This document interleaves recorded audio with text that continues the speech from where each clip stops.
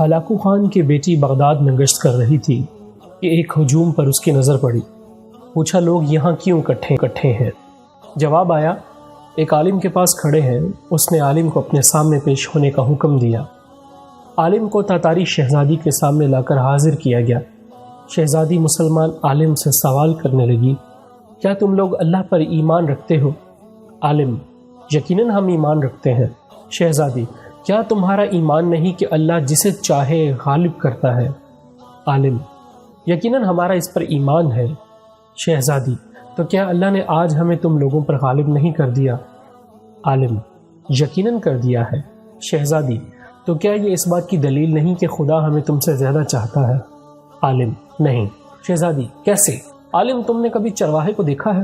شہزادی، ہاں دیکھا ہے۔ عالم، کیا اس کے ریوڑ کے پیچھے چرواہے نے اپنے کچھ کتے رکھے ہوتے ہیں؟ شہزادی، ہاں رکھے ہوتے ہیں۔ عالم، اچھا تو اگر کچھ بھیڑیں چرواہے کو چھوڑ کر کسی دوسری طرف کو نکل کھڑی ہوں اور چرواہا تیار کی سن کر واپس آنے کو تیار ہی نہ ہو تو چرواہا کیا کرتا ہے؟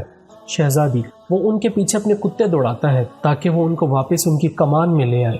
عالم، وہ کتے کب تک ان بھیڑوں کے پیچھے پڑے رہتے ہیں؟ شہزادی، جب تک وہ فرار رہیں اور چرواہے کی اقتدار میں واپس نہ آ جائیں۔ عالم نے کہا، تم تتاری لوگ زمین میں ہم مسلمانوں کے حق میں خدا کے چھوڑے ہوئے کتے ہو۔ جب تک ہم خدا کے در سے بھاگے رہیں گے اور اس کی اطاعت اور اس کے نہج پر نہیں آ جائیں گے، تب تک خدا تمہیں ہمارے پیچھے دوڑائے گا اور ہماری گردنوں پر مسلط رکھے گا۔ جب ہم خدا کے در پر واپس آ جائیں گے اس دن تمہارا کام ختم ہو جائے گا۔ آج پھر وہی حال ہے، آج کتے ہم پر مسلط ہیں، یہودیوں، عیسائیوں اور لبرل کی صورت میں، اور جب تک ہم واپس نہ آ جائیں اسلام کی طرف تب تک ہم پر مسلط رہیں گے۔